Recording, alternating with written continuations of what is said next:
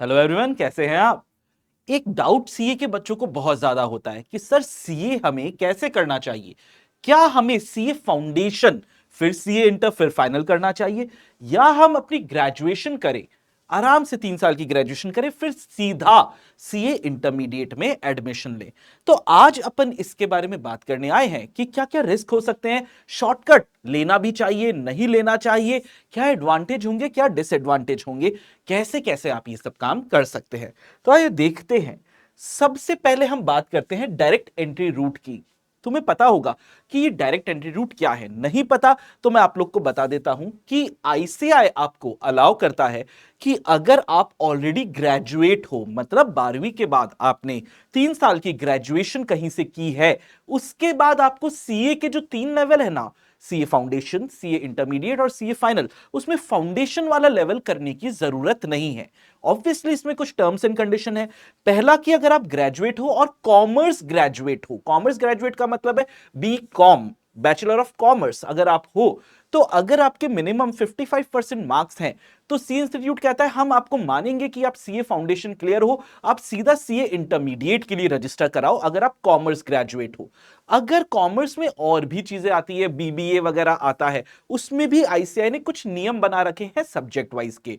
Non commerce वाले भी, जो साइंस बैकग्राउंड के हैं, आर्ट्स बैकग्राउंड के हैं, अगर आप ग्रेजुएट हैं, आपके लिए सी इंस्टीट्यूट कहता है कि भाई आप 60% मिनिमम मार्क्स लेके आइए, उसके बाद आप डायरेक्टली सीए इंटरमीडिएट जो मिडिल लेवल है उसमें एडमिशन ले सकते हैं, उसकी पढ़ाइयां कीजिए और एग्जाम दीजिए। 8 महीने की आपको पढ़ाई करनी पड़ेगी। जब भी आप रजिस्टर करेंगे उसके 8 महीने के बाद जो भी पहला अटेम्प्ट आएगा आप उसके लिए रजिस्टर कर सकते हैं। अगर आप अपने ग्रेजुएशन के फाइनल ईयर में हैं तो ICI, institute of chartered accountants of India, कहता है कि हां जी, हम आपको भी मौका देते हैं कि आप सीए में अभी ही एनरोल कर लीजिए, सीए इंटरमीडिएट के लिए। लेकिन आपका रजिस्ट्रेशन जो होगा वो होगा प्रोविजनल रजिस्ट्रेशन, मतलब आपको एग्जाम फॉर्म भरने से पहले अपने सीए फाइनल ये ग्रेजुएशन की जो मार्कशीट है वो अपलोड करनी पड़ेगी, जो आपके ये क्राइटेरियाज जो है ना उनको जस्टिफाई करे कि आप 55% या 60% एज द केस में भी आप लेके आए हैं।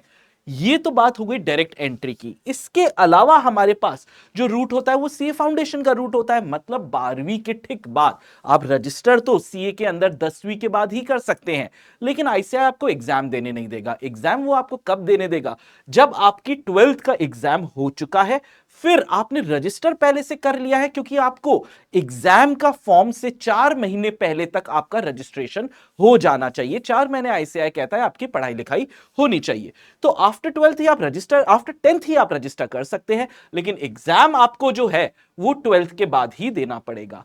अब ये एग्जाम आप जो भी देते हैं ध्यान रखिएगा 4 महीने की स्टडी पीरियड होनी चाहिए। फाउंडेशन आप क्लियर करेंगे फिर आप इंटर में जाएंगे, मतलब डायरेक्ट एंट्री में आप डायरेक्टली इंटर का एग्जाम दे रहे हैं, और फाउंडेशन में 12th के बाद पहले फाउंडेशन, फिर आप क्लियर करके इंटरमीडिएट का एग्जाम देंगे। आज के इस वीडियो में अपन बेटा ये भी बात कर रहे हैं फायदे और नुकसान क्या है, प्रॉज एंड कॉन्स, रिस्क क्या क्या है, शॉर्टकट लेने का क्या फायदा है। तो आइए अपन इसको देखते हैं।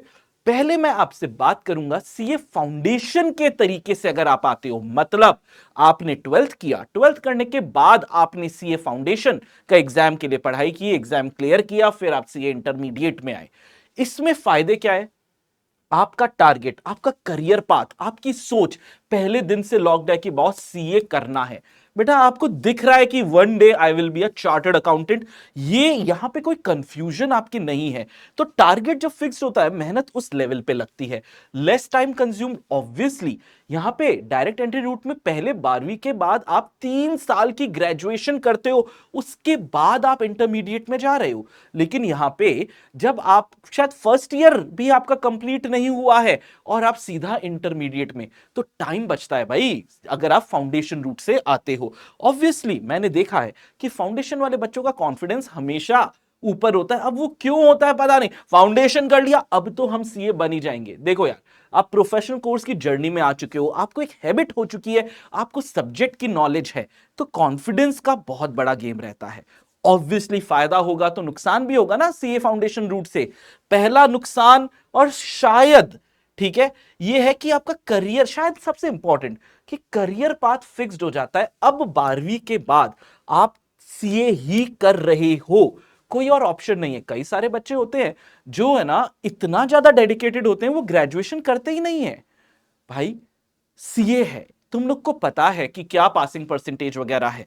इसके बाद अगर आप ग्रेजुएट नहीं हो तो थोड़ी दिक्कतें आ सकती है। ग्रेजुएशन बच्चे करते भी है तो काफी जगल करते रहते हैं। हमारे आज भी बच्चे होते हैं, सर मेरा अटेम्प्ट आने वाला है सीए का, लेकिन मेरे कॉलेज वालों के एग्जाम बीच में अड़ गए हैं, मैं कॉलेज पे ध्यान दूं नहीं दूं। ये एक मेंटल प्रेशर जो है ना बच्चों के बहुत ज्यादा होता है। सुनो भाई, मैं सुनो अभी बता रहा हूं, अगर तुम फाउंडेशन रूट से आ रहे हो ना, मैं तुम्हें यह सजेशन दूंगा कि तुम ग्रेजुएशन करो, जरूर करो, कोई दिक्कत नहीं है, लेकिन एनुअल पैटर्न पे जाना, सेमेस्टर पैटर्न पे मत जाना। एनुअल पैटर्न क्या होता है? जो आप यूनिवर्सिटी में डायरेक्ट एडमिशन लेते हो वहां पे पूछ लो, वहां पे फॉर्म पे टिक लगाना होता है एनुअलाइज, यानी साल में एक बार एग्जाम देना है या साल में 2 बार। एक बार देना है अपने को, बार बार नहीं करना, सीए पे फोकस करना है। एक और ये चीज मैं अपने साइंस वाले स्टूडेंट्स को देखता हूं, मेरे फ्रेंड्स को मैंने देखा, भाई उनकी कॉलेज लाइफ बहुत बढ़िया होती है। मूवीज में हम लोगों ने देखा है रोज कॉलेज जा रहे हैं, भाई गर्लफ्रेंड बॉयफ्रेंड बन रहे हैं, घूम रहे हैं, फिर रहे हैं। हमारा सीए का जो बच्चा है फाउंडेशन रूट का, उसने 12वीं में जब वो बच्चा था, ठीक है, और एकदम से सीए में वो घुस गया, उसने दुनिया देखी ही नहीं, और वो पढ़ाई में जैसे ही फाउंडेशन क्लियर हुआ, फाउंडेशन के लिए उसने बहुत मेहनत की, फाउंडेशन क्लियर होते ही इंटरमीडिएट की 8 महीने की पढ़ाइयां चालू हो गई, साल भर बेटा इसी में लग जाता है। मतलब जहां दूसरे लोग अपनी लाइफ को आपको दिख रहा होगा एंजॉय कर रहे हैं, आप पढ़ाई कर रहे हो, मन में है ना एक ये विचार आ जाता है, भाई मैं क्या कर रहा हूं, मैं क्यों कर रहा हूं। ये चीज नहीं होनी चाहिए। अगर तुम्हारा टारगेट फिक्स है कि सुनो बाकी लोगों को आज एंजॉय करने दो, मैं है ना पैसा अपने पैसे पे एंजॉय करूंगा जल्दी सीए बन के, उनके लिए ये सीए फाउंडेशन रूट एक नंबर है।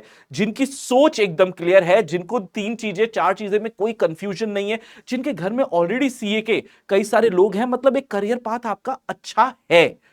अदरवाइज आपके लिए है दूसरों के लिए डायरेक्ट एंट्री। मैंने डायरेक्ट एंट्री आप लोग को समझा दिया था कि आप या तो फाइनल ईयर ऑफ ग्रेजुएशन में हो तब आप प्रोविजनल रजिस्ट्रेशन करके इंटर की तैयारी कर सकते हो, या आप ग्रेजुएट होने के बाद कर सकते हो। हां, समय जरूर लगेगा, 3 साल आपके पूरे लग चुके हैं।